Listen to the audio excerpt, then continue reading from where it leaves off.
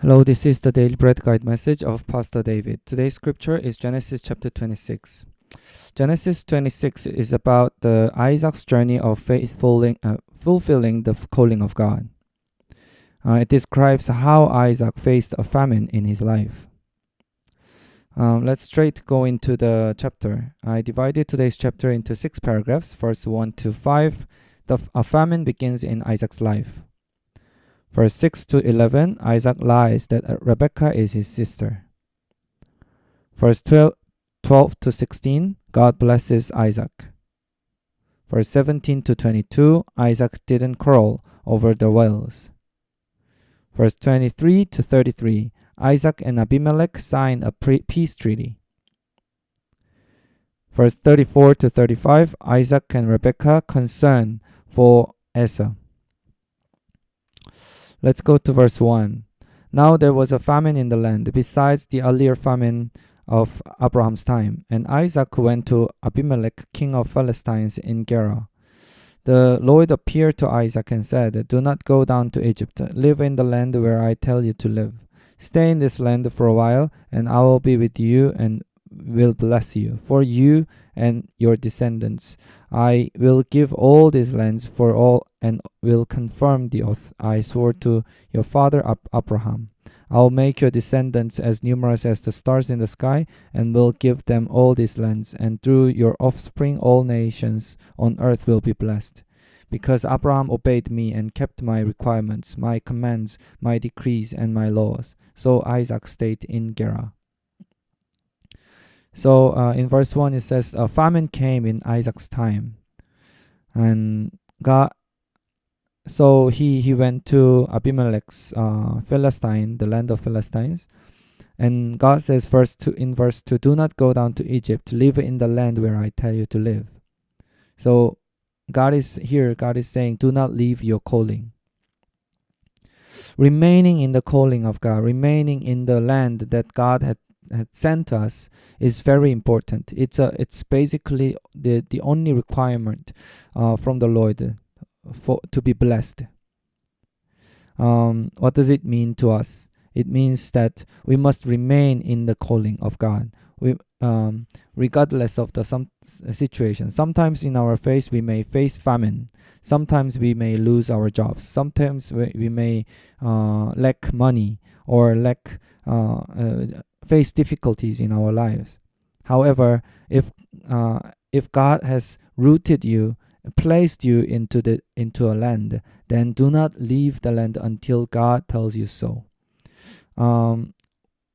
What does it mean to us? It means when God placed us and planted us into Omega Church, then we must be completely agreeing and focused on fulfilling the vision that God has given to our church, our community, which is to raise the young and next generations. And verse 3 and 4 says,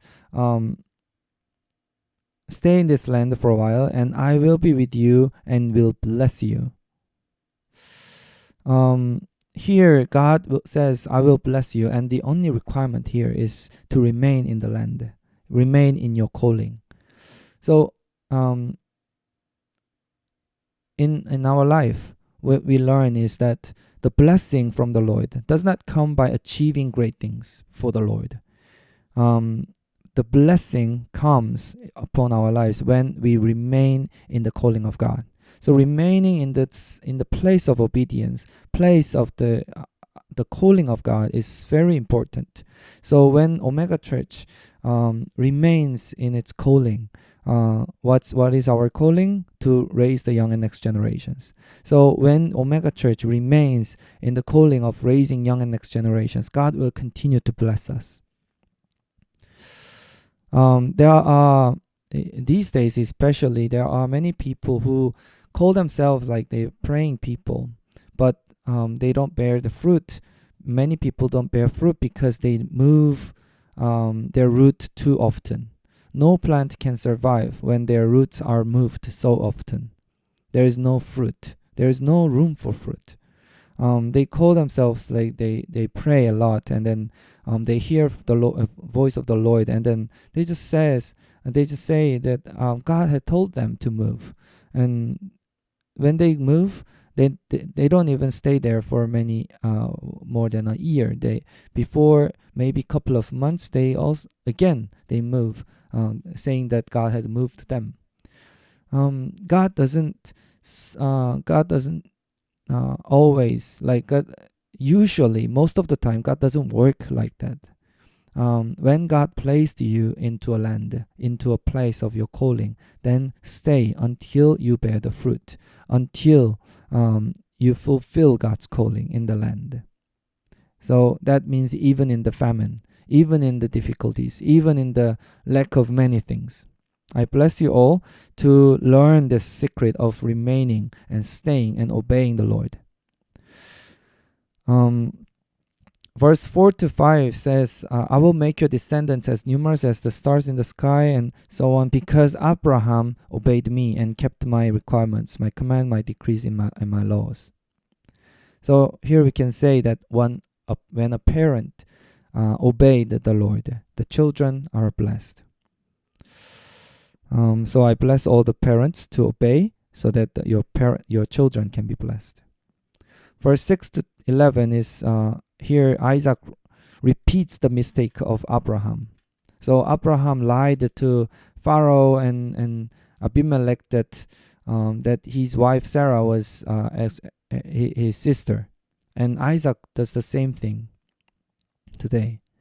The reason of those lies were because of the fear that their wives were beautiful, that if they call them, they tell them that she's their wives, then the king would kill him and then take their wives. So we can see that the spirit of fear is dwelling in the family of Abraham. This is kind of a family curse for him.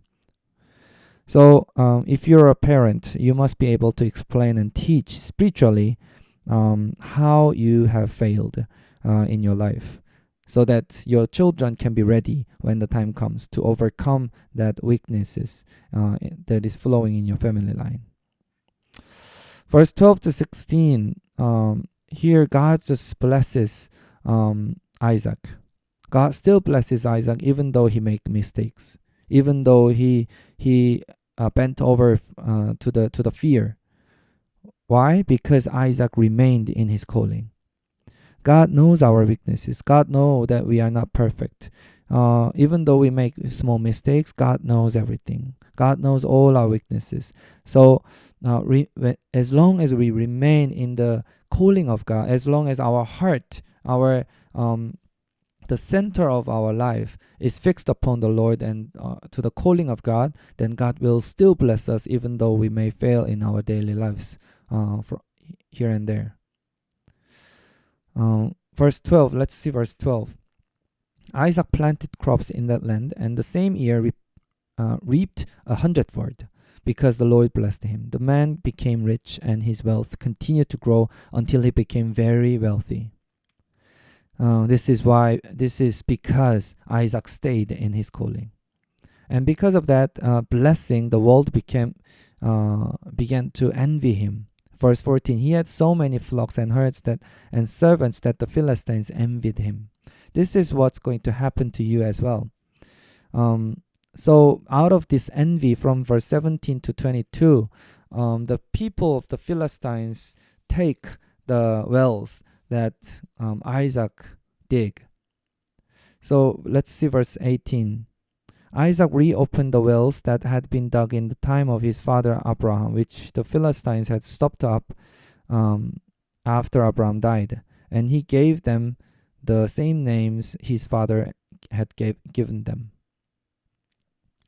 So Isaac gave the same name as his father had given to the wells.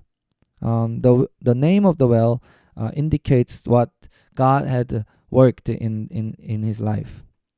So he didn't dig another well. He dig the well that his father dug in the past. This is the heritage, and Isaac knew how to honor the heritage of his father. So he named Esek, which meant dispute, but the people of the Philistine came and took it. The second well was Sitnah, which was opposition, because the Philistines opposed him. And finally, Rehoboth, which means a large field. And then now the Philistine didn't come, and he took the well. So in all this process, Isaac was in peace. Even when someone comes and took what is his, he didn't quarrel. He just moved away. That is a wisdom that God gave him. Verse 23 to 33, because of such a blessing that God gave him, Abimelech comes and signs a peace treaty between Isaac and Abimelech. And all this because Isaac was in peace and didn't make an impatient decisions. He just moved away from quarreling, and he remained in his calling, and he continued to trust the Lord. He was blessed abundantly. Verse 24, that night the Lord appeared to him and said, I am the God of your father Abraham. Do not be afraid, for I am with you. I will bless you and will increase the number of your descendants for the sake of my servant Abraham. Isaac built an altar there and called on the name of the Lord. There he pitched his tent, and there his servants dug a well. Isaac built an altar and worshipped God because Isaac saw his father doing that. And he copied his father. He inherited the heritage of his father. And verse 29, even though people of the world call Isaac the blessed person. So what is today's message? Do not quarrel. Even people come and take your place, do not quarrel with them. Ask the Lord. Pray to the Lord. And secondly, do not run from your calling. Remain in the place of your calling. Verse 34 and 35 is about Esau. In contrast to Isaac, Esau did not honor the calling upon his life. Verse 34, when Esau was 40 years old, he married Judith, daughter of Beri the Hittite, and also Basemath, daughter of Elon the Hittite. They were a source of grief to Isaac and Rebekah. The covenant of God upon Abraham was inherited to Isaac and also to Jacob. Why not Esau? Because Esau was the firstborn. First reason is because he sold his birthright with a soup to Jacob. He didn't honor his birthright. And secondly, he married the foreign daughters. This is away from his calling. So he didn't honor his father's inheritance, and also he was not staying in the place of calling. That's why he was not able to inherit the vision of God, inherit the calling of God. So blessed, beloved saints of Omega Church and of all people who hear the Daily Bread Guide message, I bless you all. This is the end of Pastor David's message. I bless you all to inherit the heritage from your father, your pastor, your spiritual leaders. And I bless you all to stay and remain in the place of calling until you bear the fruit and see the revival and fulfillment of your calling. I bless you all. Goodbye.